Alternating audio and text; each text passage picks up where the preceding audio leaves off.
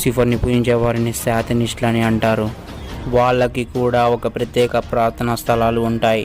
అందులో క్రిస్టియన్స్ పవిత్రంగా భావించే శిలువను తిరిగేసి ఉంచి ఉంటారు. మందిరంలో లూసిఫర్ను ప్రతిష్ఠించి ఉంటారు. ఆ లూసిఫర్ రూపం ఎలా ఉంటుందంటే మనిషికి మేకతలను అతికించినట్టు దేవదూతల వల్లే 2 రెక్కలతో కుడి చెయ్యి ఆకాశం వైపు, ఎడమ చెయ్యి భూమిపైకి చూపిస్తూ ఉంటుంది. వాళ్లకు ప్రత్యేకంగా ఒక బైబిల్ కూడా ఉన్నది. దానినే ద శాతనిక్ బైబిల్ అంటారు. మొట్టమొదటిసారిగా శాతనిక్ చర్చ్ 1966 ఏప్రిల్ 30న శాన్ ఫ్రాన్సిస్కో కాలిఫోర్నియాలోని బ్లాక్ హౌస్ వద్ద స్థాపించారు. హాలీవుడ్లో కూడా ఎంతోమంది శాతనిజంని అనుసరిస్తున్నారని ఎన్నో కథనాలు ప్రచురణలో ఉన్నాయి.